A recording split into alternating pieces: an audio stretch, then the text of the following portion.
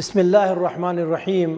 امام بخاری رحمہ اللہ تعالیٰ اپنی کتاب صحیح بخاری میں اس حدیث کو نقل فرماتے ہیں، اور آپ صلی اللہ علیہ وسلم کے بڑے پیارے ساتھی حضرت ابو ہریرہ رضی اللہ تعالیٰ عنہ اس حدیث کے راوی ہیں۔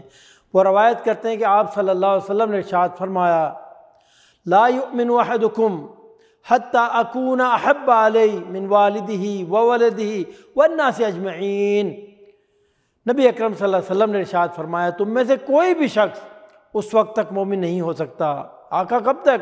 حتی اکون احب علیہ، جب تک کہ میں اسے پیارا نہ ہو جاؤں۔ کس سے؟ من والدہ، اس کے باپ سے، وولدہ، اس کے اولاد سے، والناس اجمعین، اور دنیا میں جتنے بھی لوگ ہیں۔ اللہ اکبر۔ نبی اکرم صلی اللہ علیہ وسلم سے اگر کوئی سچی محبت کا دعوے دار ہے تو پھر اسے چاہیے کہ آپ صلی اللہ علیہ وسلم کی محبت اس کے سینے میں دنیا کے تمام لوگوں کی محبت سے زیادہ ہو۔ اسی طرح ناظرین کرام، ایک اور حدیث مبارکہ میں آتا ہے، امام ابن کثیر نے اپنی تفسیر میں اس حدیث کو نقل کیا ہے، اور اماں عائشہ رضی اللہ تعالی عنہ اس حدیث کی راوی ہیں۔ وہ روایت کرتی ہیں کہ نبی اکرم صلی اللہ علیہ وسلم مدینہ میں ہیں۔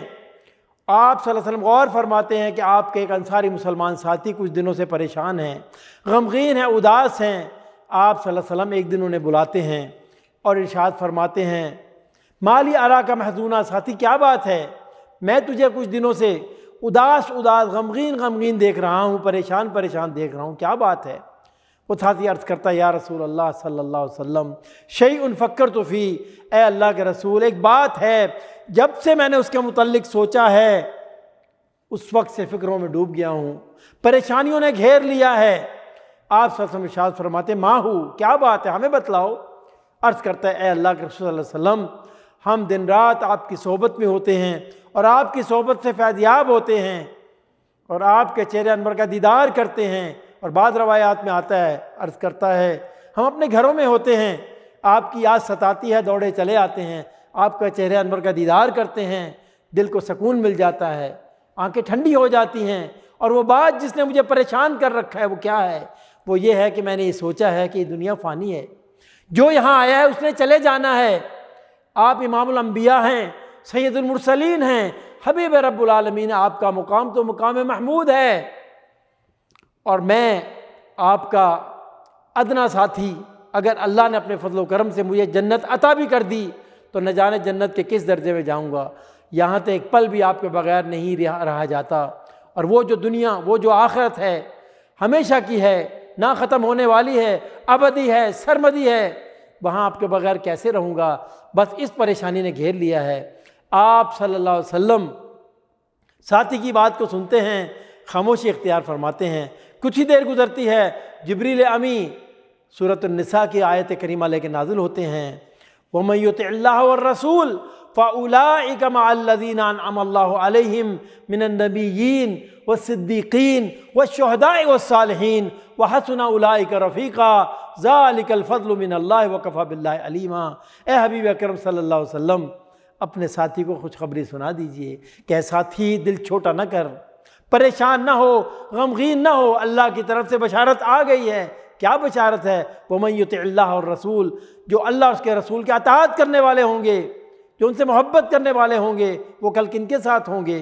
وَمَن يُطِعِ اللَّهَ وَالرَّسُولَ فَأُولَٰئِكَ مَعَ الَّذِينَ أَنْعَمَ اللَّهُ عَلَيْهِمْ، وہ کل ان کے ساتھ ہوں گے جن پر اللہ نے اپنا انعام نازل فرمایا۔ اور کون ہے خوش قسمت؟ من النبیین، وہ انبیاء ہیں، والصدیقین، اور صدیقین ہیں، والشہداء، اور وہ شہداء ہیں، والصالحین، اور وہ نیکوکار ہیں، وحسن اولئک رفیقا، کتنے اچھے ساتھی ہیں جو کسی کو میسر آ جائیں۔ صحابی کے اظہار محبت کے جواب میں اللہ تعالیٰ نے رسول اکرم صلی اللہ علیہ وسلم کی اطاعت کی آیات نازل فرما کر یہ بات واضح فرما دی کہ اگر تمہاری محبت سچی ہے اور تم اپنے نبی صلی اللہ علیہ وسلم کی مستقل رفاقت حاصل کرنا چاہتے ہو تو اس کا طریقہ یہ ہے کہ رسول اکرم صلی اللہ علیہ وسلم کی اطاعت، آپ کی فرما برداری اختیار کرو۔ صحابہ کرام ان کی زندگی پر ناظرین کرام اگر ایک نظر ڈالیں اور غور فرمائیں کہ انہوں نے رسول اکرم صلی اللہ علیہ وسلم سے عشق اور محبت کا کیسے کیسے حق ادا کیا۔ رسول اکرم صلی اللہ علیہ وسلم کی حیات طیبہ میں کوئی بھی لمحہ ہمیں ایسا نہیں ملتا جس میں انہوں نے نبی اکرم صلی اللہ علیہ وسلم کے اقوال کو غور سے نہ سنا ہو اور پھر من وان اس پر عمل نہ کیا ہو۔ نبی اکرم صلی اللہ علیہ وسلم سوتے اور جاگتے کیسے تھے، کھاتے اور پیتے کیسے تھے، اٹھتے اور بیٹھتے کیسے تھے، مسافہ اور معانقہ کیسے فرماتے تھے، نماز اور روزہ کیسے ادا فرماتے تھے، خانگی اور ملک کی ذمہ داریاں کیسے پوری فرماتے تھے۔ صحابہ کرام نے نبی اکرم صلی اللہ علیہ وسلم کا ایک ایک عمل غور سے دیکھا اور پھر آپ صلی اللہ علیہ وسلم کی فرما برداری اور اطاعت کی مثالیں قائم کی۔ اللہ اکبر۔